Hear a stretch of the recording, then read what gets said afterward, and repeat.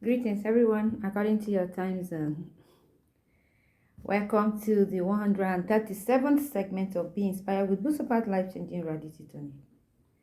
I remain Honorable Ambassador Busopat Usigwe, and on this platform, we give life to words in a way that will enable us embrace our truth that leads to our freedom. So, impactful words that will turn around lives if you listen. Remember to subscribe to my YouTube channel, Be Inspired with Busopat, whenever you come across this video, wherever you see the link. Don't forget to like, share to your contacts, and click on the notification button so that you will know when next my video drops directly. Drop your comments. It's very important that you drop comment. Most times you will see 200 views, 1,500 people, but you don't see one comment, which is not really very wonderful. Drop your comment, please. It's very important. Thank you. Today we will be discussing the topic, retrace your steps. Retrace your steps. We must all understand that we need to change our ways, retrace our steps in this life that we're living. Even if you made mistake that is terrible, it doesn't matter how big, how mighty, how heavy, the mistake you have made may be. There is always a second chance. Always a second chance for every single human being on earth. What we call failure is actually not the falling down. It is the staying down. Do you understand? So failing is nothing. Falling down is nothing. But staying down becomes the problem. We all miss our ways in different ways in this life. We all. There's nobody that can say, I'm an embodiment of wisdom. I am super. I'm not with any fault or weakness. It's impossible. So we all miss our way sometimes and wander away from the face of God, from so many good things we're supposed to do. We just make all those mistakes. But chill.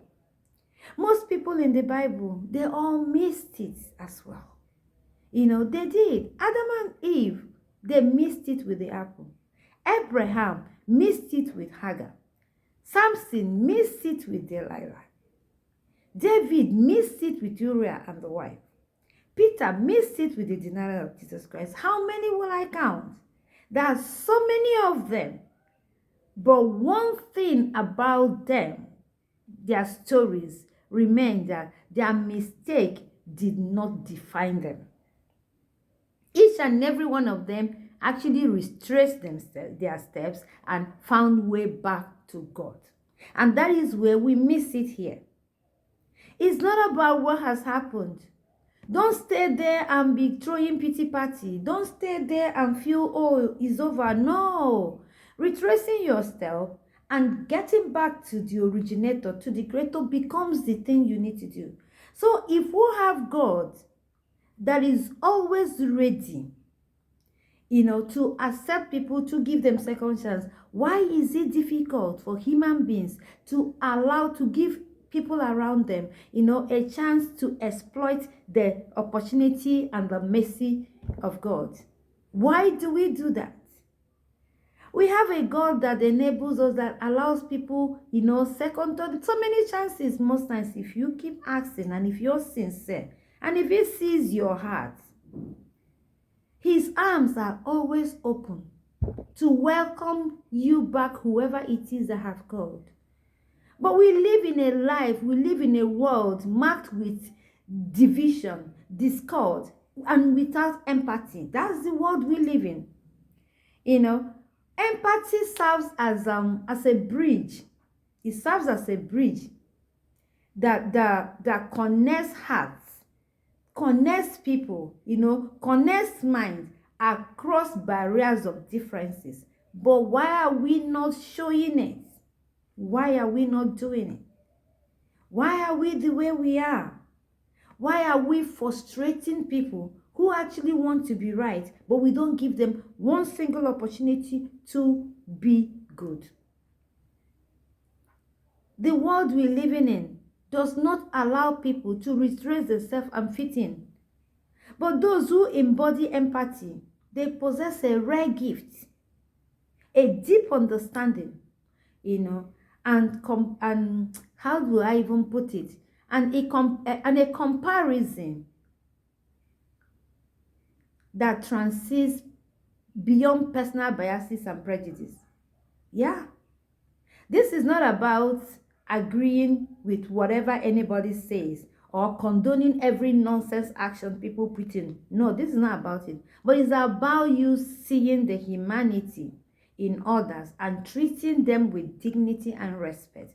That is what empathy means. Empathy on its own draws others to it as if it's magic and in a magnetic way. It does. Empathy fosters genuine connection and a sense of belonging in a fragmented world like this that we live in. Empathy does a lot.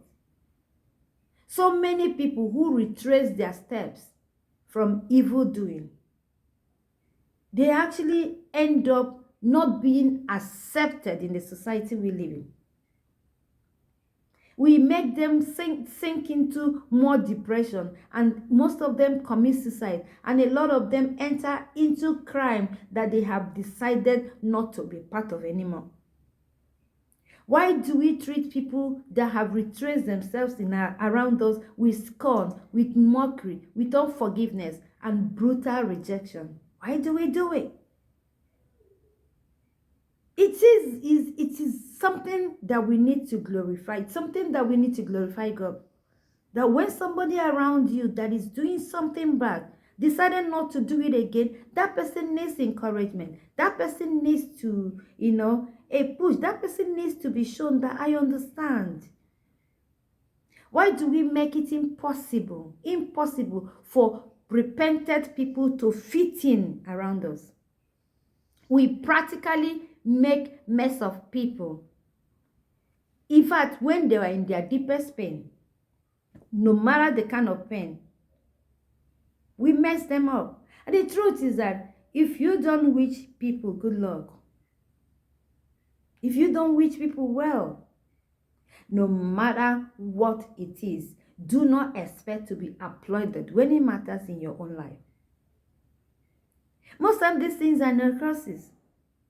If you are not happy for others, if you feel bad when good things are happening to others, you will attract who you are to yourself. You will be exactly what you wish others. Irrespective of how much you pray, it doesn't matter. Grammy Award has come and it has gone. I see a lot of people cyberbullying Davido and other Nigerian artists. Grammy or no Grammy, we can't deny the impact and the global recognition Davido, Burna Boy, and our star has brought to this country and has given a lot of people opportunity. They have made impact, they have done noble. So it doesn't matter what has happened. Music industry, as in, they breathe because of the work and sacrifices these ones are putting in. So why are we shading our artists, especially when they are nominated for something and they don't emerge winners? Why do we do that? Why? It's still the same lack of empathy that I'm talking about. It's still the same way we drive people to naught and make people make mistakes of lifetime and depress people and make them commit suicide because of our ways. What people should be wary about is the kind of emotional damage they do in the life of others. It may not look like what it is. You may not see exactly the evil you are passing down. Everybody can carry their phone. It's easier for you to talk. It's your data that is talking. But when you lack empathy, when you don't show it, you will receive exactly what you give to others. When things are not very okay with people, what do? That's what matters. It's not about the pretense. It's not about the millions of fasting you do. It's not about how many days you stay without food. Most of them are just there. It hurts, really. Because most people survive these damages. Most people don't. We alter their destiny because of our words and because of the way we think we can talk. Emotional damage takes a long time to heal. And it is not seen because it's not a physical wound.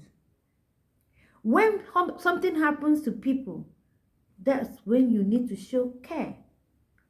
And I don't understand why people who are hungry, people who are not even 1/4 up to the people, they are cyberbullying, they are mocking, they are shading. They are bigger than you, they are richer than you, they are better than you, worldwide, they have global visibility, and you in your corner will still mock them over what? It doesn't make sense. It doesn't make sense. I remember a story of a teacher that saved a reckless boy in a secondary school from being expelled when he committed one particular crime. This teacher went on his knees to beg the principal to give this boy a second chance, and the principal forgave the boy. This teacher went ahead to lead the boy to Christ and kept checking on the guy. This guy changed from every evil and became better. We followed this man to fellowship and everything. 2 years after, the man was transferred out of that school and hell was let loose. All the teachers in the staff room, everybody descended with this boy with scorn. Christians rejected him. They never gave him chance. They went back to what he used to do before and started judging him on what he used to be, not on the present him. They refused every of his efforts to show that he's a better person. Society, they did not give him the chance. Eventually, this guy got frustrated. He didn't belong anywhere. He has left his old world. The new world did not want to see him. They made life miserable for him. He quit school, entered back into crime, and became one of the most dreaded leader of kidnapper squad that's currently ravaging everywhere. I don't want to go in on how this story, because what I needed us to get the lesson from this story, not that I'm interested in finishing the story, but the fact is that our actions and inactions to those who have retraced their steps, it matters a lot, because most times we are the one who sends them back to crime back, and when they get back, they don't stop the way they used to be. They go deeper and they become worse. He became a current leader of dreaded kidnapping squad. Yes. So what am I trying to say? People's efforts should be appreciated, especially when they genuinely repented and they have retraced themselves and are making effort to become. Rome wasn't built in a day. It cannot just be, because who are you to judge? Who are you to decide if somebody is sincere or not? Are you God? Are you God? When people are making effort, you give them a chance. And nobody is saying you should be blind and silly. But most times, not accepting that somebody is better makes their matter worse. It does.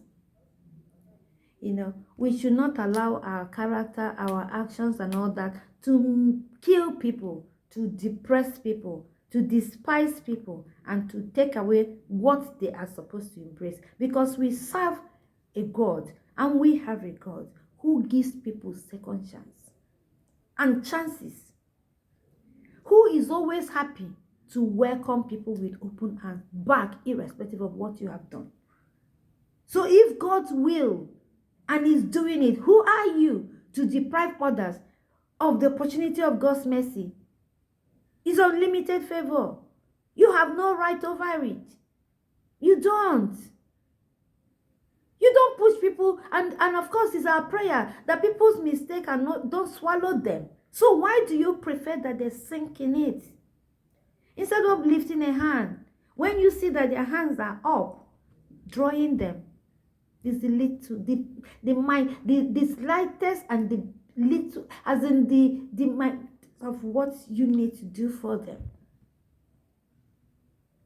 We have a God of second chance, and we must learn to allow people be. Let's stop being the reason people that retrace their steps return back to the crime and become worse. You never can tell who they will hurt inside. You never can tell where you will meet, or your children will meet that person, or your husband, or any of your spouse, any family member of yours. You never can tell, because this world is something nobody can picture. If it's working for you, thank God. If it's decent for you, if your efforts working, thank God. Because that your effort that works, there are people who make 20 times that effort and it doesn't work. So it's not because you know more than them, it's because grace. It's because maybe somehow, somewhere, somebody's prayer is working for you. So let your prayer work for others as well. Don't forget to subscribe to my YouTube channel, Be Inspired with Busopat. Follow me at Facebook, Moments of Truth with Busopat. Follow me at Instagram, Be Inspired with Busopat. Follow me at TikTok, Be Inspired with Busopat. Follow me at Facebook group, Be Inspired with Busopat. And together, we will keep doing this. Being inspired with Ambassador Buzo is also there in Instagram. See ya, and remain good. Don't forget to be the best you will be, and let your life make people happy, and don't push people to go back to crime they have forsaken. Bye.